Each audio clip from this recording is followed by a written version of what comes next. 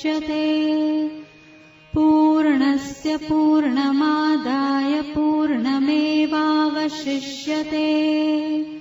ॐ शान्ति शान्ति शान्तिः। सिन्धूरारुणविग्रहं त्रिनयनं माणिक्यमौलिस्फुरा तारानायकशेखरां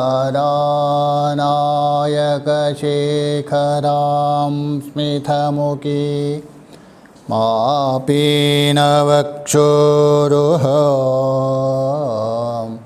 पाणिभ्यां बलिपूर्णरत्नचषकं रक्तोत्फलं बिभ्रति।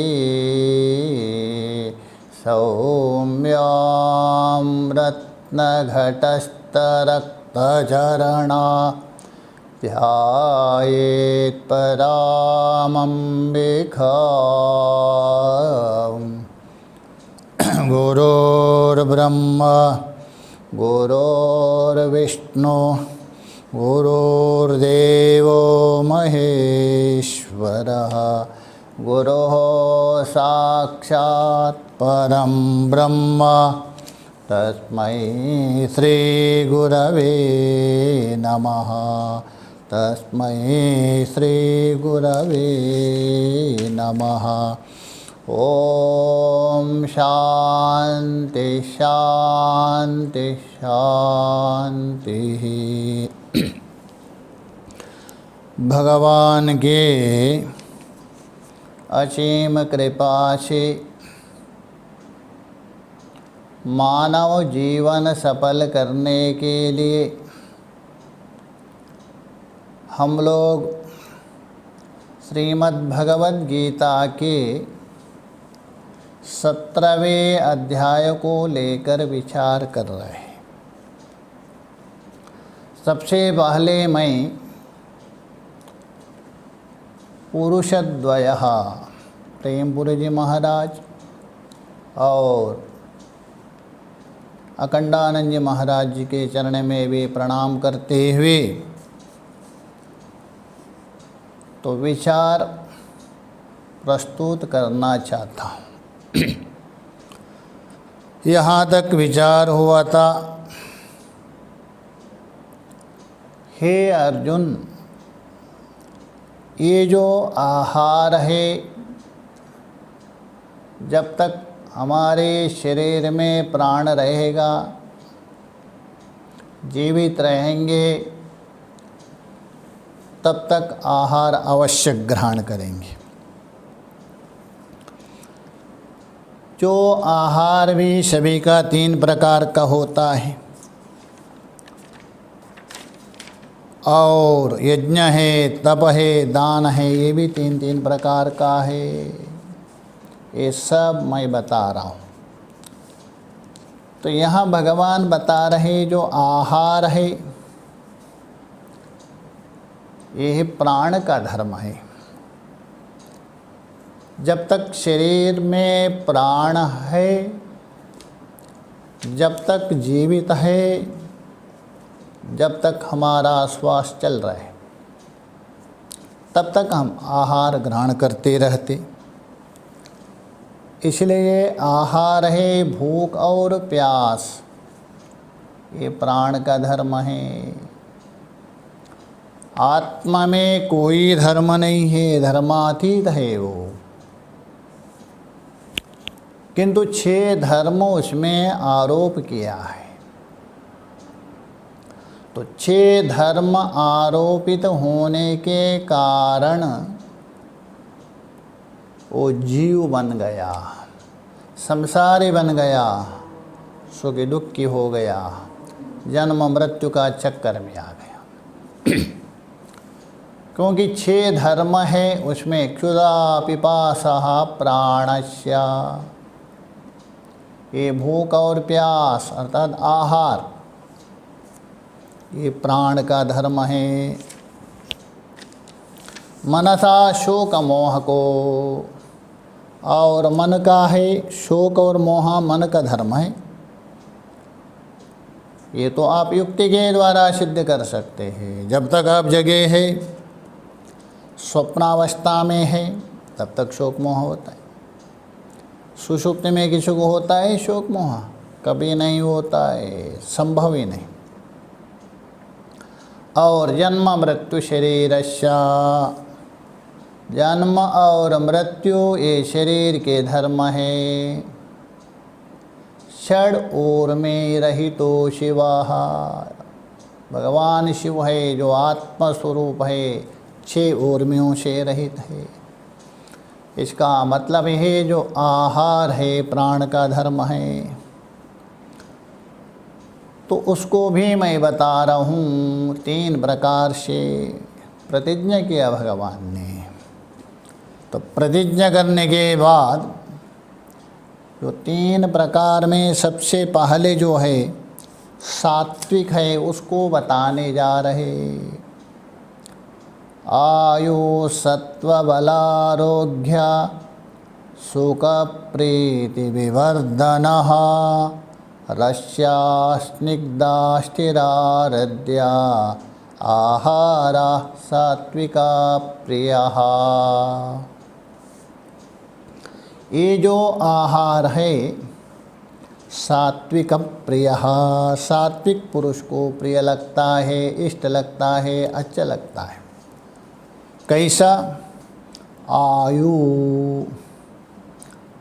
अर्थात आयु को वृद्धि करने वाला, आयु को बढ़ाने वाला, आयु को पुष्ट करने वाला जो आहार है। किंतु जो आयु है हमारी, शास्त्र में बता दिया है बिल्कुल चंचल है। आयु कल्लोललोलम कतिपय दिवसा स्थायिनी यौवनत्री रर्ता संकल्पया रर्ता संकल्प्या धन समयति द्विभ्रमा भोगपूरः कंठाश्लेषभोषारूढ़ं तदभिजनशिरं यत्प्रियाभिप्रणीतम् ब्रह्माण्यासक्तं चित्तभवनं भवभयाम्बोधिपारं तरितुम, ऐसा शास्त्र में बता दिया है। आयु हो, कैसी आयु आपकी? कल्लोललोलम, अरे जिस आयु यहाँ बढ़ा रहे बोल रहे भगवान, किंतु अन्यत्र बता दिया है कल्लोललोलम, ये तरंग के तरह चंचल है। जैसा आप मुंबई में रहते हैं, समुंदर के किनारे जाते ही है, देखा होगा उसमें तरंग आता है, बस एक के बाद हिलते रहता है। वैसे ही ये तरंग के तरह चंचल है आयु। और ये जो यौवन की शोभा है, बोलते हैं मैं यौवन हूँ, मैं जवान हूँ, मैं सुंदर हूँ। ये यौवन की शोभा भी कुछ ही दिन ठहरने वाली है, ज़्यादा दिन नहीं रहेगी, क्योंकि शरीर है ये उत्पन्न हुआ, परिवर्तनशील है, नाशवान भी है। इसलिए वहाँ बता दिया आयु है आपकी ज़्यादा टिकने वाली नहीं। धन के बल और संकल्प मात्र है, धन केवल संकल्प मात्र है नहीं। यदि कोई धन से सुखी हुई ऐसा संभव नहीं है, संकल्प मात्र है। और भोग सामग्री जितने भी पास हो आपके भोग सामग्री, एक से एक बढ़िया। वर्ष में अर्थात वर्ष ऋतु में जो बिजली चमकती है वैसे ही ये सब है। और जो आप प्रियतमा है, अपना जो प्रिय व्यक्ति का आलिंगन भी करते वो चिरस्थायी नहीं। इसलिए हे साधक, संसार सागर को पार करना चाहते हो, एक ही रास्ता है और कोई है ही नहीं। ब्रह्म में ही चित्त को लीन करो और अन्यत्र चित्त को मत दे दो। इसलिए आयु क्षणिक है, आयु नित्य नहीं। भर्तृहरि ने भी कहा दिया है, स्पष्ट कहा दिया, आदित्यस्य गतागतेरहरः संक्षीयते जीवितं व्यापारे बहुकार्यभारगुरुभिः कालो न विज्ञायते दृष्ट्वा जन्मजरा विपत्तिमरणं त्रासश्च नोत्पद्यते पीत्वा मोहमयि प्रमादमदिरा मुन्मत्तभूतं जगत्। आदित्यस्य गता गता, ये आयु क्या है? जहाँ भगवान आयु शब्द से उल्लेख कर रहे, आयु किसको कहते? आयु का मतलब है सूर्य अथवा चंद्रमा के साथ जो संबंध रखता है। सूर्य उदय हो गया, अस्त हो गया, तो हमारा एक दिन समाप्त हो जाता है, एक दिन अस्त हो जाता है। इसलिए यहाँ बता रहे आदित्यस्य गता गतेरहरः, प्रतिदिन सूर्य उदय हो रहे, अस्त हो रहे, और संक्षीयते जीवितम, हमारा जीवन क्षीण हो रहे। देखा जाता है, आप भी कभी बालक अवस्था में होंगे, अभी वृद्ध अवस्था में पहुंच रहे, यौवन अवस्था में पहुंच रहे, ये परिवर्तनशील है, क्षीण हो रहे आयु। और व्यापारा बहुकार्य भार गुरु भी, व्यापार है और अनेक सांसारिक कार्य, एक से एक बड़े बड़े कार्य में आप लगे हैं। भगवान का कोई चिंतन नहीं हो रहा है, संसार का चिंतन कर रहा है। ये काम करना है मुझे, ये काम करना है, इसके बिना काम नहीं चलेगा, मेरे बिना ये काम नहीं होगा। सारे जो समय है, सारे जीवन उसमें लगाते हैं। तो इसलिए व्यापारे बहुकार्य भार गुरु भी कालो न विज्ञायते, समय को पहचानता ही नहीं। इसलिए किसी ने कहा विद्वान कौन है?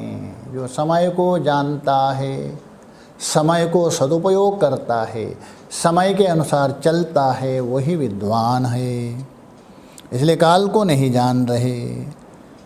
दृष्ट्वा जन्म जरा विपत्ति मरणम त्रासस्य नोत्पद्यते, आँख के सामने हम देख रहे जन्म हो रहे बालक बच्चा, और अनेक प्रकार की विपत्ति रोग आ रहे, सामने मर रहे, बस 2 दिन दुखी होते, बाद में भूल जाते हम। त्रासस्य नोत्पद्यते, त्रास नहीं होता है। कितना भी बीमार हो, चाहे तो सिर दर्द हो रहा है, एक व्यक्ति है वो सिर दर्द होता है, रोते रहता, किंतु ये विचार नहीं करता है ये सिर दर्द हो रहे, जीवन क्षणिक है, शरीर नाशवान है, भगवान का भजन करे। नहीं, ये नहीं कर सकते। त्रास उत्पन्न नहीं होता है। क्यों ऐसे हो रहे? पीत्वा मोहमयी प्रमाद मदिरम उन्मत्त भूतम जगत, एक मोह है, मेरा मेरा मेरा करके। ऐसा जो मोहमयी प्रमाद मदिर को पीकर उन्मत्त हुआ, इतना उन्मत्त हुआ व्यक्ति, कितना भी समझाओ परंतु वो मोह छोड़ता नहीं। जैसा कोई एक व्यक्ति था, संसारी था और खूब कमाया, कमा करके घर भी बना दिया, सब कुछ किया। थोड़ा सा धीरे धीरे वृद्ध होने लग गया। उन्होंने विचार किया, अरे मेरा पास थोड़ा पैसा तो है, बाकी तो हमने दे दिया पत्नी और पुत्र का, और भी थोड़ा है, क्यों ना मेरे हाथ में क्यों रखे? यदि मेरी मृत्यु कभी भी हो सकती है। इसलिए जो बचा कुछ पैसा था वो भी पुत्र और पत्नी के नाम में कर दिया। और होता है जैसे जैसा बुढ़ापा होता है कुछ ना कुछ स्वभाव बदल जाता है, और जो अन्य लोग करते हैं उनको अच्छा नहीं लगता है। मैंने ऐसा किया था, वे लोग ऐसा नहीं कर रहे, बिना कारण से पैसा खर्चा कर रहे, ऐसा होता है। इसलिए कहता था पुत्र और पत्नी को, जो तुम लोग ऐसा करते ठीक नहीं। तो एक दिन ऐसा बात होते होते बात बिगड़ गई दोनों को, पति और पत्नी को बहुत झगड़ा होने लग गई, और पुत्र ने माता के पक्ष लिया और पुत्र और पत्नी दोनों मिलकर के उसको घर से निकाल दिया। रोते रोते गए, एक जंगल था हल्का सा, वहाँ पेड़ के नीचे बैठ के रो रहे थे, भगवान ये क्या हो रहे, मैंने सब कुछ किया इनके लिए, आज मुझे ही वो लोगों ने निकाल दिया। उसी समय में वहाँ से एक संत गुजर रहे थे। संत ने देखा पेड़ के नीचे एक व्यक्ति बैठा है और आंसू बहा रहा है। महात्मा का हृदय है, दया आ गई, ये व्यक्ति क्यों रो रहे, कारण क्या है। तो गए उनके पास, देखा अरे नारायण क्यों रो रहे, कारण क्या है। संत का वचन सुनते और भी जोर जोर फूट फूट करके रोने लगे, महाराज क्या करो, मैं घोर कलयुग आ गया, घोर कलयुग आ गया। संत ने पूछा बता दो क्या हुआ। उन्होंने कहा महाराज मैंने सब कुछ कमा कमा करके पत्नी और पुत्र को दे दिया, आज दोनों ने मिल करके मुझे घर से निकाल दिया धक्का लगा के। संत ने कहा देखो संसार ऐसा ही होता है नारायण, कोई कोई अच्छे होते हैं, बाकी सब स्वार्थी होते हैं। चिंता मत करो, अपना कल्याण अपने को ही करना पड़ेगा। चलो समय बीत गया, कोई चिंता मत करो, अभी भी तेरे पास समय है, मैं जैसा कहूँगा वैसा करो। हमारे आश्रम में चलो, वहाँ बस थोड़ा सा काम करो, बाद में भोजन की जन मिलेगा, बैठ के भजन करो, अपना जीवन सफल करो, ये संसार के चक्कर में मत पड़ो। उतने में वो व्यक्ति कह रहे महाराज आप अपने रास्ते में चल जाइए, वो तो मेरी पत्नी है ना, मेरा पुत्र है, आज धक्का लगा के निकाल दिया, कल मुझे ले जाएंगे यहाँ से। इसी का नाम है मोहा। पेत्वा मोहमयी प्रमादमदिरम उन्मत्तभूतम जगत। जैसा मदिरा है, शराब पान किया हुआ व्यक्ति उन्मत्त होता है। 3 प्रकार का शराब माना है दत्तात्रेय ने अवधूत गीता में, गौड़ी पष्टि तथा माध्वी विज्ञेय त्रिविधा सुराः। गुड़ से बनाया हुआ, पष्टि अर्थात जौ से बनाया हुआ, और माध्वी वे से बनाया हुआ, 3 प्रकार का शराब। किंतु ये मोहरूप मदिरा है, कभी उतरने वाला नहीं है। इसलिए यहाँ भगवान जो बता रहे आयु,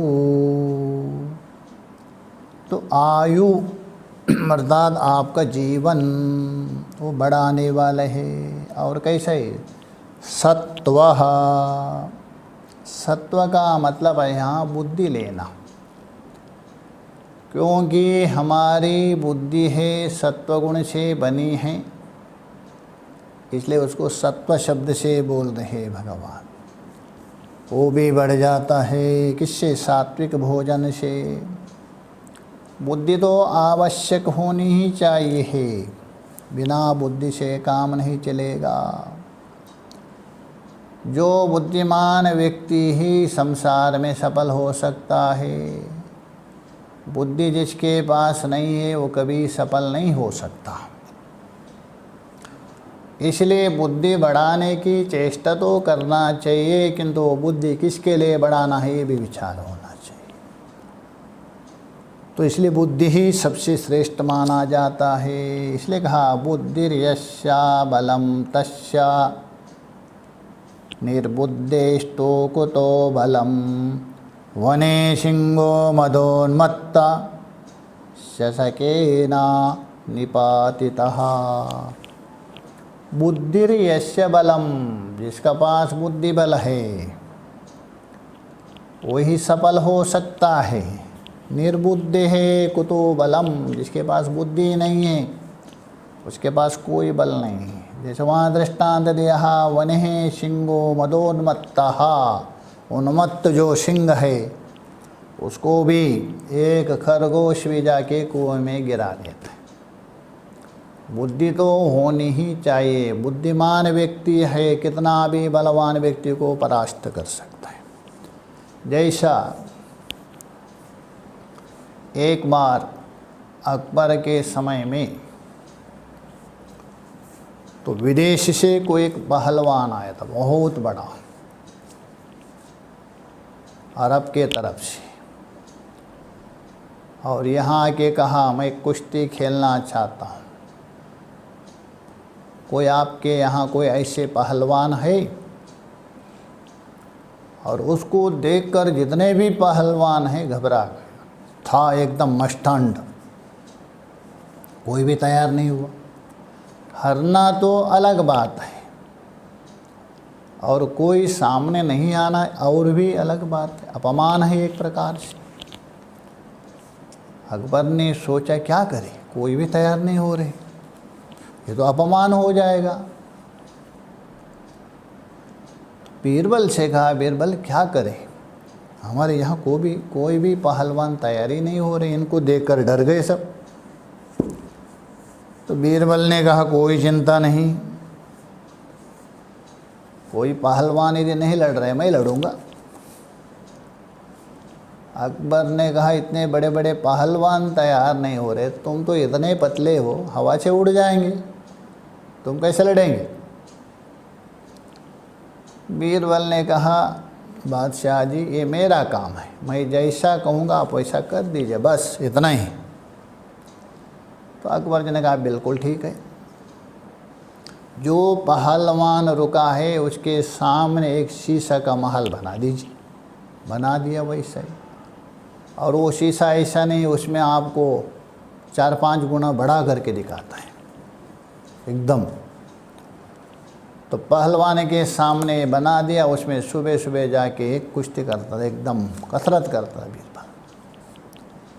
वो जो आया था विदेश से पहलवान, देखा ये सामने कौन इतना तगड़ा है, बाप रे, इतने मोटे मोटे हाथ, इतना बड़ा शरीर, ये तो मेरे से भी भयंकर है, एक मुक्का मारेंगे तो मैं चटनी हो जाऊंगा। तो प्रतिदिन देखते देखते देखते उसका आधा मनोबल घट गया। देखिए किसी को परास्त करना हो आप शरीर से नहीं, उसका मनोबल घटा दीजिए, उसको बार बार मनोबल ये करते हुए दुर्बल बना दीजिए, वो अपने आप आधा परास्त हो जाएगा। तो उसके अंदर जो आधी हिम्मत है ऐसे हो गई। पहले तो निर्णय किया यहाँ से मैं पलायन करूँ पहले से, किंतु सोचा भागना तो ठीक नहीं है, ये बहुत बड़ा अपमान होगा, जो भी कुछ हो देखे, किंतु जीतना तो गया काम, कभी जीत नहीं सकते, ये मन में उनके आ गए। कुछ दिन के बाद दोनों अखाड़े में उतर गए। तो अखाड़े में उतरने के बाद तो वहाँ बीरबल सामने आ गए, और वो जो विदेश से आया था पहलवान, उन्होंने पूछा अरे तुम तो इतने पतले हो, वो तो इतना मोटा तगड़ा है, वो क्यों नहीं आ रहे? तभी बीरबल ने कहा देखो वो तभी आएगा, आप मुझे पहले परास्त कर दीजिए, मैं यदि परास्त होंगे वो तो आएंगे तभी, तब तक नहीं आएगा वो। तो ऐसा नहीं आता, सब परास्त यदि होगा तभी वो आ जाएगा। पहले मुझे परास्त कर दे। जो विदेश से आया पहलवान ने कहा, अरे तुझे तो परास्त करना, मेरा तो दाया हाथ का खेल है। बीरबल ने कहा कोई नहीं, किंतु कुश्ती का भी एक नियम होता है। कोई भी खेल है, एक नियम होता है। नियम से विरुद्ध जाने के बाद आप कितना भी बड़ा खिलाड़ी हो, वो तो उपेक्षा किया जाता है। आप कुश्ती का कुछ नियम जानते होगे? हाँ बिल्कुल जानते। तो बीरबल ने क्या किया, बिल्कुल ऐसा पकड़ के ऐसा करके ऐसा किया। बताओ मैंने क्या बता दिया?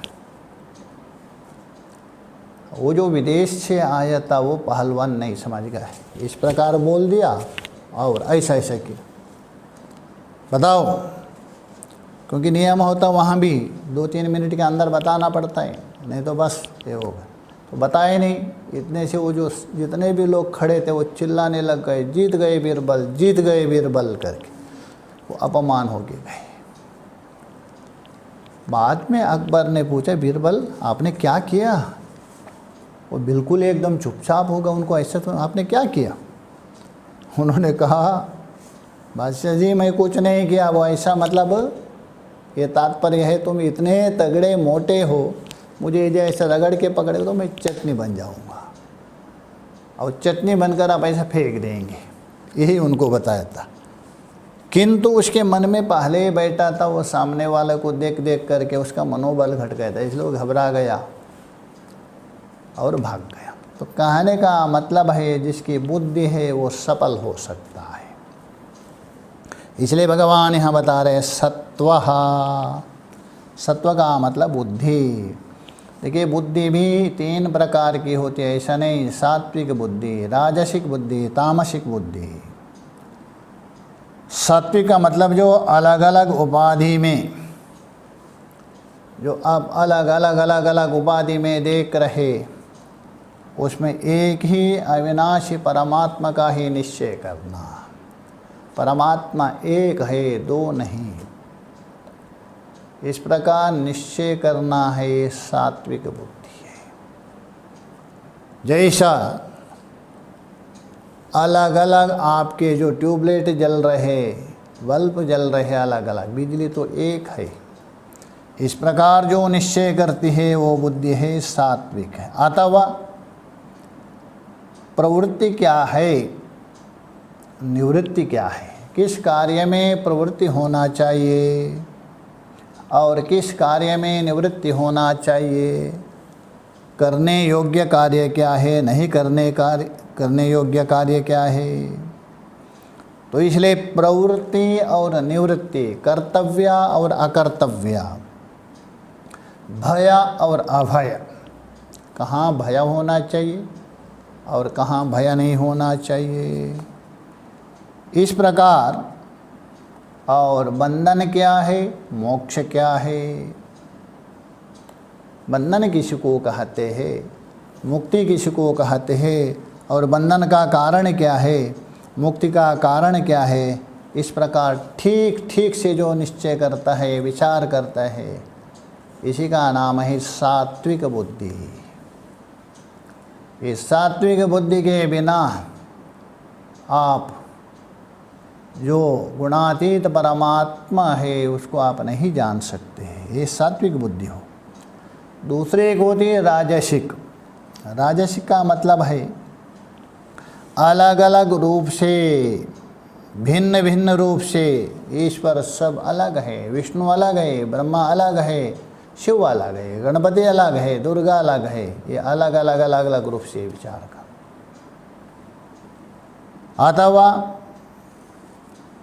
जो अधर्म को और कर्तव्य को और अकर्तव्य को ठीक ठीक से नहीं जानता है।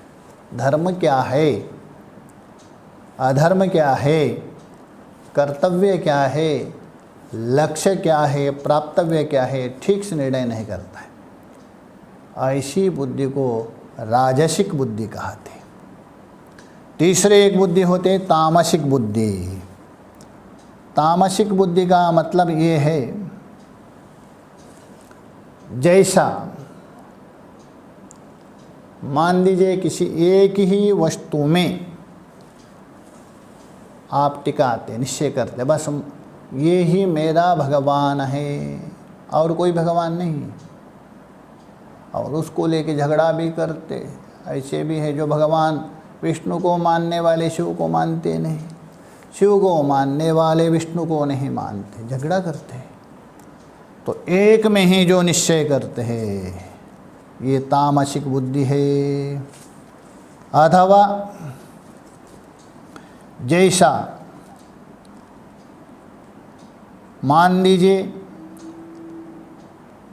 जो सर्वार्थ परमात्मा है, उस सर्वार्थ ना मानते हुए मूर्ति विशेष में ही अथवा शरीर विशेष में ही जो निश्चय करती है, ऐसी बुद्धि जो तामसिक है। तो भगवान यहाँ बता रहे सत्वहा ये वर्तन है, किंतु यहाँ जो सत्व का मतलब है सात्विक बुद्धि, क्योंकि आप जैसा भोजन करेंगे वैसा ही आपका मन बनता है। छांदोग्य उपनिषद में 6वें अध्याय में त्रिविध करण के प्रकरण में वहाँ बता दिया है। वहाँ श्वेत केतु को उपदेश कर रहे, हे श्वेत केतु, जो मनुष्य के द्वारा जो अन्न खाया जाता है वो अन्न 3 भाग में विभक्त होता है। एक स्थूल, दूसरा भाग है मध्यम भाग, तीसरा भाग है सूक्ष्म भाग। अन्न का जो स्थूल भाग है वो मल रूप से बाहर जाता है। अन्न का जो मध्यम भाग है ये मांस बनता है। अन्न का जो सूक्ष्म भाग है उससे मन बनता है। इसलिए वहाँ बता दिया अन्नमयः मनः सौम्यः। अच्छा, जिज्ञासु है, साधक है, आप लोग जानते हैं वेदांत को। ये कैसा अन्न से मन कैसा बनेगा? श्रुति कैसा बता रहे हैं अन्न से मन बन रहा है करके? ये तो विरुद्ध है। अन्न तो मन का उपादान कारण है ही नहीं। आपका जो मन है, अंतःकरण है, अपंचीकृत पंचमहाभूतों के जो सत्व अंश है उसका समष्टि का कार्य है। तो अन्न से कहाँ से बना? तो इसलिए यहाँ विवेचन करना पड़ेगा। श्रुति ने तो बता दिया अन्नमयः मनः, अर्थात अन्नमय मन का मतलब है मन की जो कला है। षोडश कला पुरुष कहा दिया है, 16 कला वाला पुरुष है। एक जगह में बता दिया मुंडक में गतः 15 कला, षोडश कला भी बता रहे, गतः 15 कला, उसमें 15 कला निकल गई। 15 कला है मन का धर्म है। कला का मतलब पार्ट, अवयव। तो मन को लेकर ही कला उत्पन्न होती है। जैसे चंद्रमा में जो कला घटती बढ़ती है वैसा मन में भी। इसलिए चंद्रमा और मन के साथ बिल्कुल संबंध है। मन का देवता भी चंद्रमा मानते। तो ये 15 कला है, मन का धर्म है। ये अन्न से घटती बढ़ती है, इसलिए उसको ही मन मान लिया। वास्तव में अन्न उपादान है। इसलिए जो कला और कलावान, कला हो गई और कलावान हो गया मन, दोनों को अभेद करके तो अन्न का ही कार्य मन कहा। नहीं तो अन्न का कार्य वहाँ 15 कला है। वो तो 15 कला रहेगी किस में? आत्मा में तो कला नहीं रहेगी, शरीर में संभव नहीं है, तो किस में रहेगी? उस कलाओं का आधार कौन है? किस में व्यवस्थित है? इसलिए मन में है। अच्छा, वो कला बढ़ती घटती किससे? उसका कारण कौन है? अन्न है। तो इसलिए अन्न के कारण वो घट रहे हैं, बढ़ रहे हैं। तो इसलिए छांदोग्य में स्पष्ट किया है, आप लोगों ने सुना भी होगा। श्वेतकेतु ने जिज्ञासा प्रकट किया पिताजी से, पिताजी ये मुझे समझने नहीं आ रही, आपने कैसे कहा दिया अन्नमयः मनः, ये मुझे स्पष्ट समझा दीजिए। उन्होंने कहा अरे तुझे यदि परीक्षा करना चाहते हो, अनुभव करना चाहते हो ना कि अन्नमय ही प्राण की अपना मन की कला है, 15 दिन तक भोजन मत करो, बिल्कुल नहीं, किंतु खूब जल पी ले लो। जल कम नहीं करना, जितना चाहिए उतना पीते रहो, भोजन नहीं करना। और 15 दिन के बाद मेरे पास आ जाओ। उन्होंने कहा पिताजी बिल्कुल ठीक, मैं वैसा ही करूँगा। 15 दिन भोजन नहीं किया, जल पीते रहे, शरीर बिल्कुल एकदम चलने का भी हिम्मत नहीं है। धीरे धीरे जैसा बूढ़ा चलता है, पिताजी के पास पहुंच गए किसी हिम्मत करके। पिताजी ने कहा हे सौम्या, तूने गुरुकुल में ऋग्वेद, यजुर्वेद, सामवेद सारा अध्ययन किया है ना, सुनाओ कुछ। उन्होंने हाथ जोड़ के कहा भगवान क्या सुनाऊँ मैं, मुझे एक शब्द भी याद नहीं आ रहा। वेद दूर बात है, एक शब्द भी जागा नहीं उठ रहा। तभी कहा ठीक है, थोड़ा थोड़ा भोजन करते हुए कुछ दिन के बाद दोबारा आ जाओ। वैसा ही किया, कुछ दिन के बाद आ गए भोजन। कहा दिया अभी सुनाओ, सारा वेद सुना दिया। तभी उन्होंने पूछा ये बताओ, कुछ दिन पहले वेद बोलना दूर बात है, वेद का एक मंत्र भी तुझे याद नहीं, अभी सारा वेद बोल रहे, कहाँ से आए ये? इसका मतलब आपने 15 दिन तक भोजन नहीं किया था। आपके अंदर जो 15 कला है लुप्त हो गई थी। अभी भोजन करने के बाद वो कला पुनः वैसे ही जगती गई, अर्थात बढ़ते गई। एक दृष्टांत के द्वारा वहाँ समझा दिया। देखो पुत्र, जैसा कोई विशाल अग्नि है, उसमें आपने ईंधन नहीं डाला, काष्ठ नहीं डाला,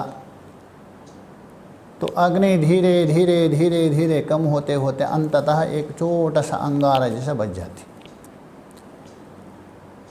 और उसी अग्नि में आप धीरे धीरे पुनः ईंधन डाल दीजिए, थोड़ा थोड़ा, एकाएक नहीं, एकाएक तो बुझ जाएगी। जैसा यज्ञ में देखा होगा आप लोग, अरणि मंथन करते, हरिद्वार में बहुत होता है ऐसा। अरणि मंथन करते लकड़ी से, और थोड़ी सी अग्नि आती, उसमें रुई के ऊपर डालते, और उसके बाद नारियल का जटा है उसमें हवा करते, उसके वही अग्नि धीरे धीरे यज्ञ कुंड में डालते, विशाल अग्नि बनती। वैसे ही है सौम्या, चोटी से एक अंगार रूप अग्नि थी, और धीरे धीरे उसमें घास है, तृण है, जो भी डालते डालते विशाल अग्नि हो जाती है। वैसे ही सौम्या, आपका एक कला वाला जो मन था, अन्न के अभाव में जो 15 कला लुप्त हो गई थी, अन्न रूप ईंधन डालने से वही मन रूप अग्नि है, मन को अग्नि भी कहा दिया शास्त्र में, वो प्रज्वलित हो जाती। इसलिए ये मन की कला है, मन का धर्म है।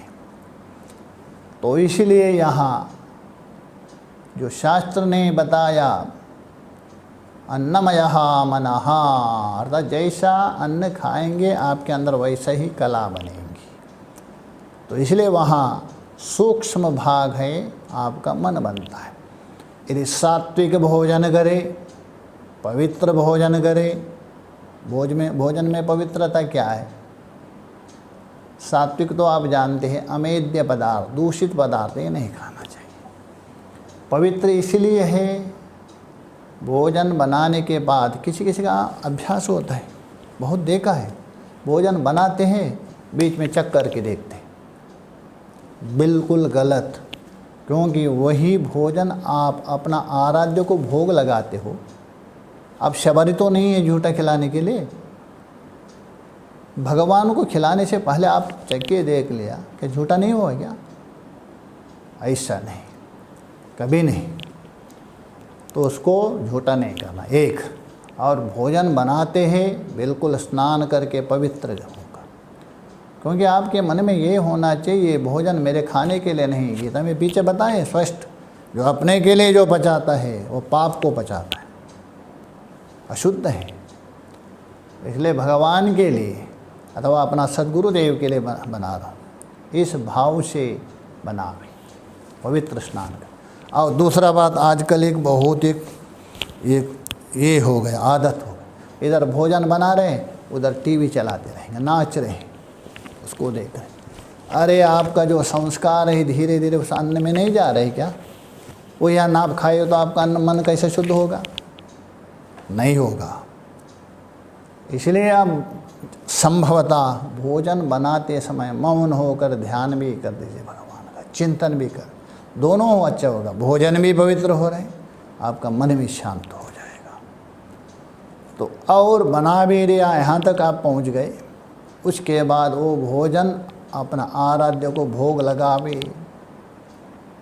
भोग लगाने के बाद जो अवशिष्ट है वो यज्ञ का प्रसाद है, वो जो खाएंगे वो पवित्र अन्न माना जाता है। इसको पवित्र माना जाता है, तभी पवित्र हो गया। तो पवित्र यदि अन्न खाएंगे आपका मन पवित्र होगा।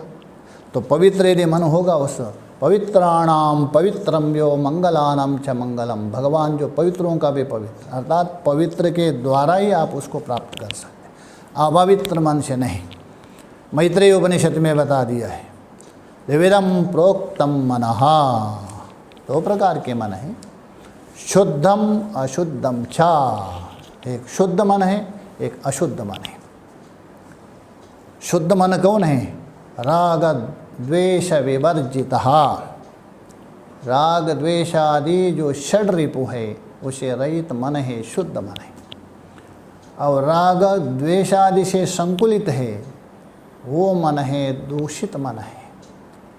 तो दूषित मन के द्वारा आप यदि भगवान को पुकारे कैसा आएगा? संभव नहीं है। इसलिए भोजन को पवित्र बना दीजिए। तो भोजन पवित्र यदि हो गया, वो पवित्र भोजन खा रहे। देखिए यहाँ तक आपने पवित्र कर दिया, बनाने तक भगवान को भोग भी लगा दिया, इतने से काम नहीं होगा। उसके बाद आप भोजन करने बैठेंगे, सबसे पहले आचमन करें, ब्रह्मार्पणम ब्रह्महवि ब्रह्माग्नो ब्रह्मणाहुतम ब्रह्मेवधेन गंतव्यम ब्रह्म कर्म समाधिना। ये गीता का श्लोक बोलते हुए आचमन कर दीजिए। उसके बाद 5 ग्रास प्राणास्पा पनास्पा आदि 5 ग्रास दीजिए। उसके बाद पुनः आचमन कर दीजिए। उसके बाद आप एक एक आहुति अंदर डालते रहिए। संभवतः यदि अच्छा हो बात ना करें दूसरे से। बात करने से वहाँ 2 दोष माना है भोजन के समय। एक तो आपने ये भोजन है, भोजन नहीं कर रहे। 15वें अध्याय में आप लोगों ने बहुत बार सुना होगा, अहम वैश्वानरो भूत्वा प्राणिनाम देहमाश्रितः। अंदर जो वैश्वानर अग्नि है, परमात्मा है, उसको आप आहुति दे रहे, यज्ञ कर रहे। तो यज्ञ में बीच में जो बोलना है वो खंडित माना जाता है, आपका यज्ञ अधूरा होगा। एक और दूसरा है, आप बात करेंगे अवश्य आपका मुख से कुछ ना कुछ थूक दूसरे में गिर जाएगी, दूसरे का भोजन आप उच्छिष्ट करें, दिखता नहीं आपको, सूक्ष्म रूप से उड़ जाती। इसलिए संभवतः अधिक से अधिक मौन रहेगी भोजन कर। आचमन करने के बाद प्रत्येक जो कवल है ग्रास अंदर डालते हैं, भगवान का स्मरण करते हैं, वे अंदर डाल दीजिए। प्रत्येक मंत्र, चलो प्रत्येक मंत्र नहीं जानते, जो गुरु के द्वारा प्राप्त हुआ मंत्र उसके द्वारा, वो भी नहीं जानते हो, ओम नमः शिवाय करके है अंदर एक एक ग्रास बोलना नहीं जोर से। बगल वाला सोचेंगे इसको क्या हुआ करके, मन ही मन बोलना, मन ही मन चिंतन करते हुए एक एक ग्रास डाल दीजिए। देखिए आपका अन्न इतना पवित्र होगा, आपका मन दूषित नहीं होगा, आपके मन में कोई ऐसा वृत्ति नहीं बनेगी, सदाचार वृत्ति बनेंगे, धर्म के प्रतिवृत्ति बनेंगे, और जीवन का जो कर्तव्य है उसके विषय में चिंतन की वृत्ति बनेंगे। इसलिए सात्विक भोजन से ही सात्विक अंतःकरण में सात्विक वृत्तियाँ उत्पन्न होती, इसलिए अंतःकरण का एक नाम सत्वः कहा दिया। इसलिए भगवान यहाँ बता रहे सत्वः अर्थात अंतःकरण, शुद्ध अंतःकरण। सत्व का मतलब है यहाँ बुद्धि। कौन सी बुद्धि? बुद्धि का मतलब है बुद्धि मन अंतःकरण एक लेके लें तो बुद्धि है, मन है, सत्व वो भी बढ़ जाता है। उसका उपाय तो बता दिया मैंने। और बल भी बढ़ता है आपके अंदर, ताकत। देखिए बल भी दो प्रकार का माना जाता है, एक शारीरिक बल, एक मानसिक बल है, उसको आत्मा बल कहा जाता है। बहुत लोग आत्मा बल कहते हैं। आत्मा का क्या बल है? वो तो बल आदि से रहित है, निर्गुण निराकार। यहाँ आत्मा बल का मतलब मनोबल। शारीरिक बल के अपेक्षा मनोबल अधिक काम करता है, तो इसलिए जो शारीरिक बल और मनोबल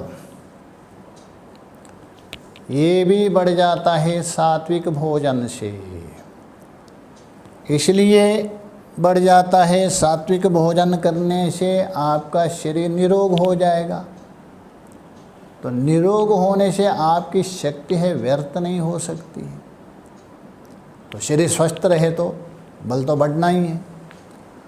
और यदि शरीर स्वस्थ है, सात्विक भोजन क्या भी बताया मैंने, मन भी शुद्ध हो जाएगा, तो मानसिक बल भी देगा, वो भी बढ़ जाएगा। इसलिए वहाँ बता दिया है मुंडक में, नायमात्मा बलहीनेन लभ्यः न चाह प्रमादात्। अयमात्मा न बलहीनेन लभ्यः। जो बलवान नहीं है, जो कमज़ोर है, उसको वो आत्मा को प्राप्त नहीं कर सकता।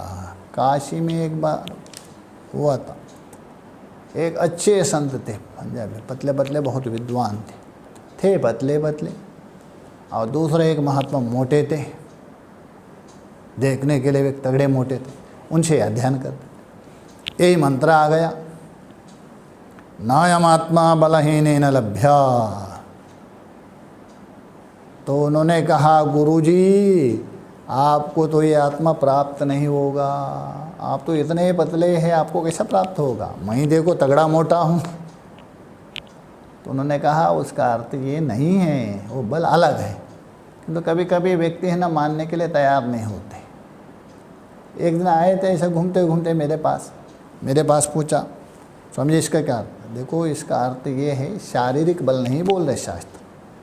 यदि शारीरिक बल से ही आत्मा प्राप्त करते हो, बड़े बड़े पहलवान हैं वो तत्वज्ञानी होने लगेंगे, और जो ऋषि इतने इतने पतले हैं वो कभी तत्वज्ञानी नहीं होगी। इसलिए वहाँ बल का मतलब है मनोबल, साधना का बल, आपका आचार का बल, आपका चरित्र का बल, आपका विचार का बल, वो बल है, अथवा शास्त्र का बल। उस बिना शास्त्र का बल नहीं है, साधना का बल नहीं है, आचार का बल नहीं है, उसके लिए आत्मा प्राप्त नहीं होगा। एक शब्द से यदि कहना हो तो धर्म बल, उससे प्राप्त होगा, ये तात्पर्य है। इसलिए बल का आवश्यकता है, बिना बल से नहीं चलेगा। इसलिए बल भी उस भोजन से आपको प्राप्त होगा। और उसके बाद आरोग्य का मतलब स्वस्थता। बोलते हैं सब लोग महात्मा के पास, महाराज आप कैसे? स्वस्थ है ना। स्वस्थ का मतलब क्या है? दो अर्थ होता है स्वस्थता का। स्वस्मिन् स्थास्यति इति स्वस्थः, अपने ही स्वरूप में स्थित होना, वो स्वस्थ अलग है। किंतु यहाँ जो स्वस्थता पूछ रहे, ये शरीर बना है त्रिधातु से, वात पित्त कफ। तो वात पित्त कफ यदि बिगड़ गया, बस शरीर अस्वस्थ माना जाता है। तीनों यदि समान है स्वस्थ माना जाता है। तो ये स्वस्थता आएगा, वात पित्त कब बिगड़ेगा नहीं, सात्विक भोजन से। राजसिक भोजन यदि आपने किया, आगे बताएंगे, एकदम अत्यंत नमक युक्त है अथवा अत्यंत खट्टा है, खाने से बिगड़ जाएगा शरीर। तो आरोग्य कैसा स्वस्थ रहेगा? शरीर यदि स्वस्थ नहीं तो मन कैसा मस्त रहेगा? मन मस्त नहीं तो उस परमात्मा का चिंतन कैसे करेंगे आप? संभव नहीं है। इसलिए भगवान बता रहे हैं आरोग्य उसको भी बढ़ाता है। कौन? सात्विक भोजन। और सुख को भी, आपके अंदर एक प्रसन्नता है उसको भी बढ़ाता है सात्विक। सुख तो 3 प्रकार का है, 18वें अध्याय में बताएंगे, सात्विक, राजसिक, तामसिक करके 3 प्रकार का। जो पहले साधनावस्था में आपको दुख जैसा लगता है, दुख नहीं, लगना और होना लगना, परिणाम अमृतोपमः। और एक आप इंद्रिया और विषयों के संबंध हो रहे, भोग कर रहे हैं, जैसे खा रहे रसगुल्ला, वाह क्या मस्त है, कितना आनंद हो रहा है, सारा भूल जाता है वो, किंतु परिणाम में वो दुखदायक है। ये राजसिक सुख है। और एक भोग काल में, परिणाम काल में भी जो दुखदायक है, उसको तो आपका तामसिक सुख कहा। सुख नहीं है, तामसिक है। तो इसलिए यहाँ सुख का मतलब सात्विक ही लेना है। और प्रीति ही, एक प्रीति भी बढ़ा देता है, क्योंकि जब तक आपके अंदर प्रेम नहीं होगा तो प्रेम मूर्ति भगवान को आप प्राप्त नहीं कर सकते। आत्मनस्तु कामाय सर्वम प्रियम भवति, सबसे प्रेम है आत्मा, प्रेम स्वरूप है। पुत्राद वित्ताद सर्वस्मात् प्रिया, राधारण्यक में बता रहे हैं, पुत्र है, वित्त है, धन है, संपत्ति, सबसे प्रिय आत्मा है। इसलिए प्रीति भी बढ़ जाती है। तो भगवान ने तो बता दिया यहाँ, आयु सत्वा बलः आरोग्यः सुखा प्रीति विवर्धना, ये तो बता दिया। किंतु विचार कर दीजिए, एक महापुराण में बता दिया है, पद्म पुराण में स्पष्ट बता दिया है, आयु कर्मं च वित्तं च विद्या निधनमेव च पंचेतानि सृज्यन्ते गर्भस्तेव च देहिना। ये 5 चीज़ है। कौन? आयु और कर्म, आपके पास धन, वित्त, विद्या और मृत्यु, ये गर्भ में ही विधाता लिखता है। ये पहले से बोल रहे। तो किंतु यहाँ भगवान कैसा बता रहे हैं, यदि पहले से ही प्रारब्ध के अनुसार यदि आयु मिली, योग सूत्र में जाति आयु भोगा, तो पहले से यदि लिखा है तो आयु को कैसे बढ़ाएंगे? पद्म पुराण और श्रीमद् भगवद गीता में जो भगवान जी बता रहे, दोनों में विरुद्ध जैसा लग रहा है। देखिए, विरुद्ध नहीं, विरुद्ध जैसा लग रहा है। वहाँ बता रहे प्रारब्ध के अनुसार, यहाँ बता रहे आपके आयु बढ़ रहे, ये कैसा है? इसलिए आपको दोनों में ये इस प्रकार अर्थ लगाना पड़ेगा। आयु तो आपकी प्रारब्ध के अनुसार मिली है, उसमें कोई संशय नहीं। किंतु यदि सात्विक भोजन यदि करेंगे आप, तो बीच में आप निरोगी हो जाएंगे।